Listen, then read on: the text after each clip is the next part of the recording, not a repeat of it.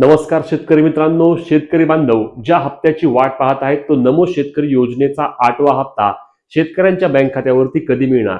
नमो शेतकरी योजनेबाबतची महत्त्वाची अपडेट आपण आजच्या व्हिडिओच्या माध्यमातून पाहणार आहोत. यामध्ये डिसेंबर महिन्यामध्ये शेतकऱ्यांच्या बँक खात्यावरती नमो शेतकरी योजनेचा 8वा हप्ता येणार. परंतु डिसेंबर महिन्यामध्ये नक्की कधीपर्यंत पैसे जमा होणार आहेत, त्यासोबतच कोणत्या शेतकरी बांधवांना पैसे मिळणार? कारण आता आपल्याला माहिती आहे की नमो शेतकरी योजनेअंतर्गत 90 लाख शेतकरी योजनेच्या लाभासाठी पात्र आहेत. मग हे 90 लाख शेतकरी कोण आहेत? कारण मागील हप्ता जवळपास 91-92 लाख शेतकऱ्यांना आला होता. मग जे अपात्र झालेले शेतकरी आहेत ते कोण असणार आहेत? कसे समजणार की तुम्ही योजनेच्या लाभासाठी पात्र आहात का अपात्र आहात? अशी सर्व माहिती आपण आजच्या व्हिडिओच्या माध्यमातून घेणार आहोत. त्यामुळे व्हिडिओवर शेवटपर्यंत पहा आणि चॅनलवर नवीन असल्यास चॅनलला सबस्क्राईब करायला आणि तुम्ही फेसबुकवर पाहत असल्यास पेजला फॉलो करायला विसरू नका. तर शेतकरी बांधवांनो नमस्कार. शेतकरी योजना म्हणजेच की आपली आवडती सर्वांची महत्त्वाची असणारी नमो शेतकरी महासन्मान निधी योजना आणि या योजनेच्या पुढच्या हप्त्याची अपडेट काय आहे? कारण बरेच दिवस झाले आम्हाला अजूनही योजनेचे पैसे आले नाहीत. नमो शेतकरी योजनेचा पुढील हप्ता कधीपर्यंत शेतकरी बांधवांच्या बँक खात्यावरती जमा होणार? तर लक्षात घ्या, नमो शेतकरी महासन्मान निधी योजना ही संपूर्णपणे केंद्र सरकारच्या पीएम किसान सन्मान योजना या निधीवरती अवलंबून आहे. या योजनेअंतर्गत आपल्याला माहिती आहे की नवीन कोणतेही अर्ज देखील भरून घेतले नव्हते. तर पीएम किसान योजनेच्या लाभार्थ्यांना नमो शेतकरी योजनेच्या लाभासाठी डायरेक्ट त्या ठिकाणी पात्र करण्यात आले होते.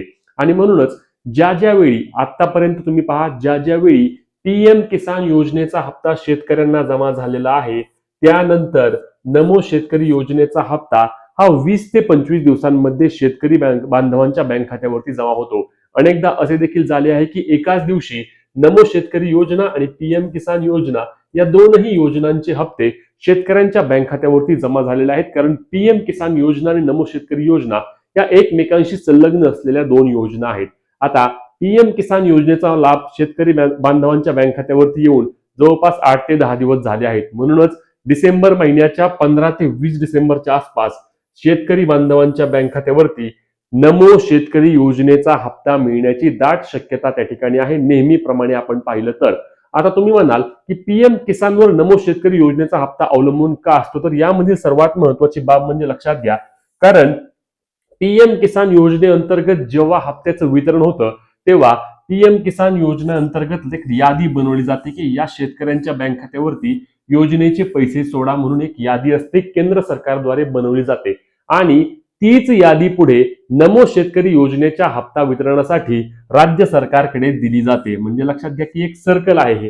आणि त्यामुळेच नमो शेतकरी योजनेसाठी आता पीएम किसान योजनेअंतर्गत जी हप्ता पीएम किसान योजनेचा 20वा हप्ता मिळाला त्या हप्त्याची यादी आता नमो शेतकरी योजनेअंतर्गत राज्य सरकारद्वारे मागवली देखील गेली असल्याची माहिती मिळत आहे. आणि म्हणूनच नमो शेतकरी योजनेच्या हप्त्याची प्रक्रिया देखील सुरू होऊन आता शेतकऱ्यांच्या बँक खात्यावरती डिसेंबर महिन्याच्या 20 तारखेच्या आसपास नमो शेतकरी योजनेचे पैसे येणे अपेक्षित आहे, जर सर्व प्रणाली योग्य पद्धतीने पार पडली तर.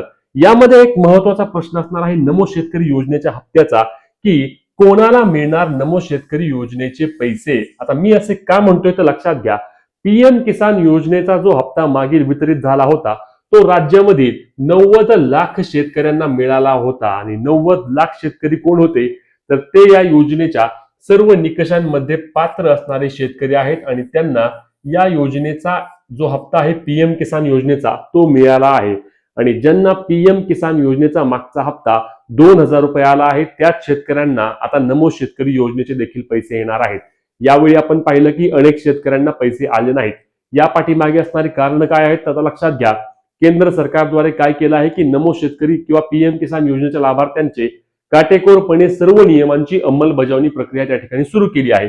नियमांची अंमलबजावणी सुरू केली म्हणजे काय विषय आहे तर लक्षात घ्या, तर आता समजा तुमच्या कुटुंबामध्ये पती आणि पत्नी या दोघांना यापूर्वी जर नमो शेतकरी योजना आणि पीएम किसान योजनेचे पैसे येत होते तर यानंतर त्या दोघांपैकी फक्त एकालाच ते पैसे येणार आहेत, दोघांना पैसे मिळणार नाहीत. त्यासोबतच तुमच्या जमिनीची माहिती अर्थातच लँड सीडिंग बाबत देखील अनेक शेतकऱ्यांना त्या ठिकाणी अडचणी आलेल्या आहेत. तर लँड सीडिंग जरी ऍक्टिव्ह तुमचं नसेल तरी देखील तुम्हाला योजनेचे पैसे मिळणार नाहीत.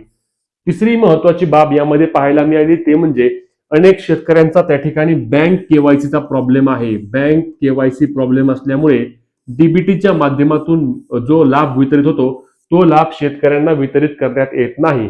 आता या सर्व बाबी करूनही तुम्ही सर्व अटी आणि निकषांमध्ये पात्र आहात आणि तरी देखील नमो शेतकरी योजनेचे तुमचे पैसे बंद केले आहेत असं तुमचं मत असल्यास सध्या यासाठी आपण ऑनलाईन पद्धतीने तक्रार देखील करू शकत नाही, कारण ऑनलाईन प्रणाली त्या ठिकाणी आता कुठल्याही प्रकारे योग्य पद्धतीने काम करत नाही. आणि म्हणूनच तुमचे जर योजनेचे पैसे बंद झाले असतील तर तुम्हाला तालुका कृषी अधिकारी यांची भेट घेऊन त्या संदर्भातील तुमचे सर्व डॉक्युमेंट दाखवून, जसे की 7/12 असेल, 8 असेल, आधार कार्ड असेल, बँक पासबुक असेल, अशी सर्व माहिती तुम्ही त्या ठिकाणी जाऊन तुम्हाला त्यांच्याकडून जर तुम्ही योजनेमध्ये पात्र असाल तर तुमचे डॉक्युमेंट व्हेरिफिकेशन करून घेतले जाईल.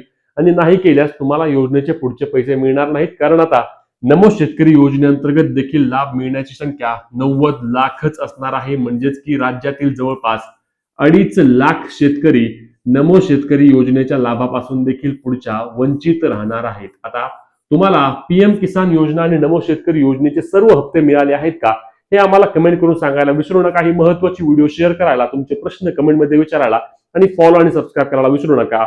जय महाराष्ट्र.